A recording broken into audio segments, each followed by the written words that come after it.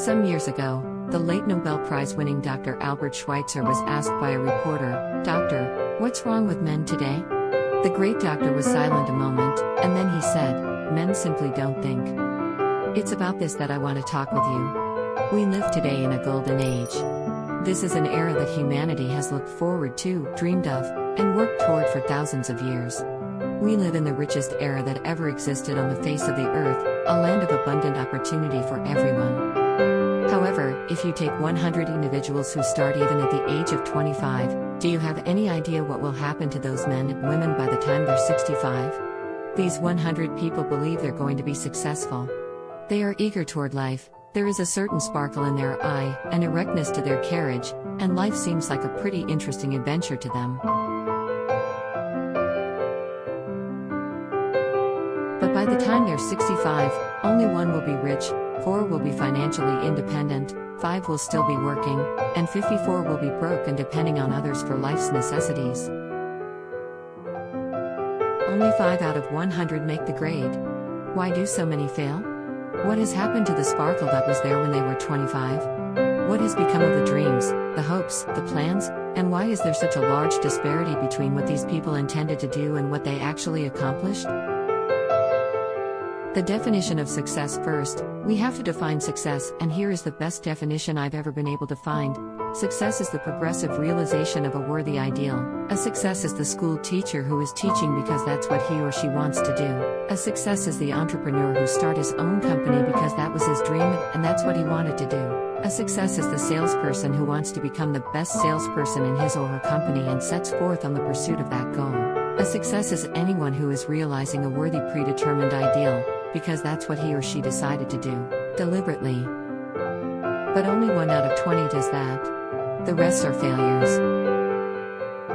Rollo May, the distinguished psychiatrist, wrote a wonderful book called Man's Search for Himself, and in this book he says, the opposite of courage in our society is not cowardice, it is conformity. And there you have the reason for so many failures. Conformity in people acting like everyone else, without knowing why or where they are going. We learn to read by the time we're 7. We learn to make a living by the time we're 30. Often by that time we're not only making a living, we're supporting a family. And yet by the time we're 65, we haven't learned how to become financially independent in the richest land that has ever been known. Why? We conform. Most of us are acting like the wrong percentage group than the 95 who don't succeed. Goals. Have you ever wondered why so many people work so hard and honestly without ever achieving anything in particular, and why others don't seem to work hard, yet seem to get everything? They seem to have the magic touch. You've heard people say, everything he touches turns to gold. Have you ever noticed that a person who becomes successful tends to continue to become more successful? And, on the other hand, have you noticed how someone who's a failure tends to continue to fail? The difference is goals. People with goals succeed because they know where they're going. It's that simple. Failures, on the other hand, believe that their lives are shaped by circumstances, by things that happen to them, by exterior forces. Think of a ship with a complete voyage mapped out and planned. The captain and crew know exactly where the ship is going and how long it will take, and it has a definite goal. And 9,999 times out of 10,000, it will get there. Now let's take another ship, and just like the first and only, let's not put a crew on it, or a captain at the helm. Let's give it no aiming point, no goal, and no destination. We just start the engines and let it go. I think you'll agree that if it gets out of the harbor at all, it will either sink or wind up on some deserted beach in a derelict. It can't go anyplace because it has no destination and no guidance. It's the same with a human being. However, the human race is fixed, not to prevent the strong from winning, but to prevent the weak from losing. Society today can be likened to a convoy in time of war. The entire society is slowed down to protect its weakest link, just as the naval convoy has to go at the speed that will permit its slowest vessel to remain in formation. That's why it's so easy to make a living today. It takes no particular brains or talent to make a living and support a family today.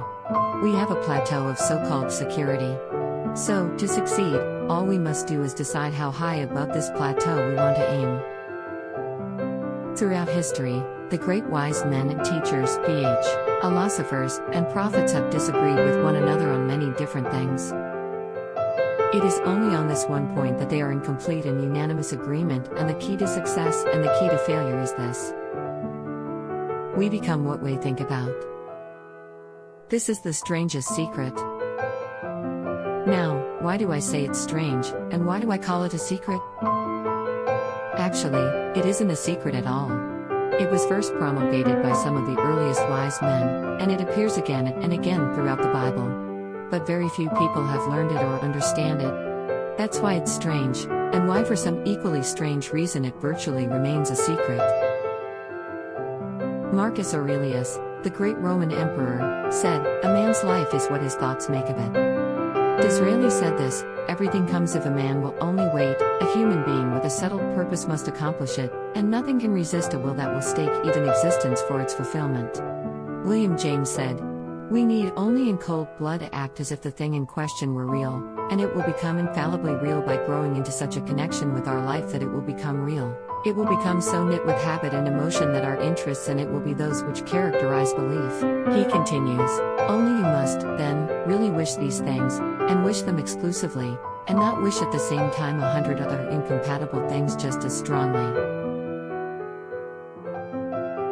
My old friend Dr. Norman Vincent Peale put it this way: "If you think in negative terms, you will get negative results. If you think in positive terms, you will achieve positive results." George Bernard Shaw said, "People are always blaming their circumstances for what they are.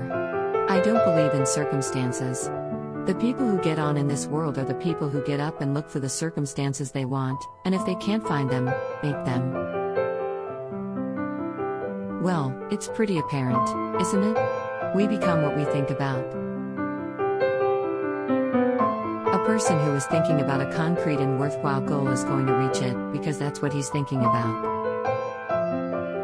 Conversely, the person who has no goal, who doesn't know where he's going, and whose thoughts must therefore be thoughts of confusion, anxiety, fear, and worry, will thereby create a life of frustration, fear, anxiety, and worry. And if he thinks about nothing, he becomes nothing.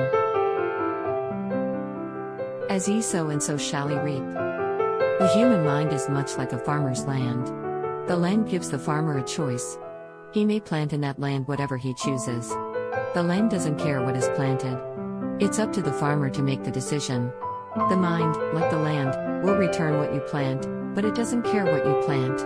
If the farmer plants 2 seeds, and one a seed of corn, the other nightshade, a deadly poison, waters and takes care of the land, what will happen? Remember, the land doesn't care. It will return poison in just as wonderful abundance as it will corn. So up come the 2 plants and 1 corn, 1 poison, as it's written in the Bible: "As ye sow, so shall ye reap." The human mind is far more fertile, far more incredible and mysterious than the land, but it works the same way. It doesn't care what we plant, success or failure. A concrete, worthwhile goal, or confusion, misunderstanding, fear, anxiety, and so on. But what we plant, it must return to us. The problem is that our mind comes as standard equipment at birth. It's free. And things that are given to us for nothing, we place little value on. Things that we pay money for, we value. The paradox is that exactly the reverse is true. Everything that's really worthwhile in life came to us free in our minds, our souls, our bodies, our hopes, our dreams, our ambitions, our intelligence, our love of family and children and friends and country. All these priceless possessions are free. But the things that cost us money are actually very cheap and can be replaced at any time. A good man can be completely wiped out and make another fortune. He can do that several times. Even if our home burns down, we can rebuild it. But the things we got for nothing, we can never replace. Our mind can do any kind of job we assign to it, but generally speaking, we use it for little jobs instead of big ones. So decide now. What is it you want? Plant your goal in your mind. It's the most important decision you'll ever make in your entire life. Do you want to excel at your particular job? Do you want to go places in your company, in your community? Do you want to get rich? All you've got to do is plant that seed in your mind, care for it, work steadily toward your goal, and it will become a reality. It not only will, there's no way that it cannot. You see, that's a law unlike the laws of Sir Isaac Newton, the laws of gravity. If you get on top of a building and jump off, you'll always go down and you'll never go up. And it's the same with all the other laws of nature. They always work. They're inflexible. Think about your goal in a relaxed, positive way. Picture yourself in your mind's eye as having already achieved this goal. See yourself doing the things you will be doing when you have reached your goal. Every one of us is the sum total of our own thoughts. We are where we are because that's exactly where we really want or feel we deserve to be, and whether we'll admit that or not. Each of us must live off the fruit of our thoughts in the future, because what you think today and tomorrow and next month and next year and will mold your life and determine your future. You're guided by your mind. I remember one time I was driving through Easter in Arizona and I saw one of those giant earth-moving machines roaring along the road with what looked like 30 tons of dirt in it, in a tremendous, incredible machine, and there was a little man perched way up on top with a wheel in his hands, guiding it. As I drove along, I was struck by the similarity of that machine to the human mind. Just suppose you're sitting at the controls of such a vast source of energy. Are you going to sit back and fold your arms and let it run itself into a ditch? Or are you going to keep both hands firmly on the wheel and control and direct this power to a specific, worthwhile purpose? It's up to you. You're in the driver's seat. You see, the very law that gives us success is a double-edged sword. We must control our thinking. The same rule that can lead people to lives of success, wealth, happiness, and all the things they ever dreamed of, and the very same law can lead them into the gutter. It's all in how they use it, for good or for bad. That is the strangest secret. Do what the experts since the dawn of recorded history have told us to do, pay the price, by becoming the person you want to become. It's not nearly as difficult as living unsuccessfully. The moment you decide on a goal to work toward, you're immediately a successful person, and you are then in that rare group of people who know where they're going. Out of every 100 people, you belong to the top 5. Don't concern yourself too much with how you are going to achieve your goal, and leave that completely to a power greater than yourself. All you have to do is know where you're going. The answers will come to you of their own accord, and at the right time. Start today. You have nothing to lose, and that you have your whole life to win.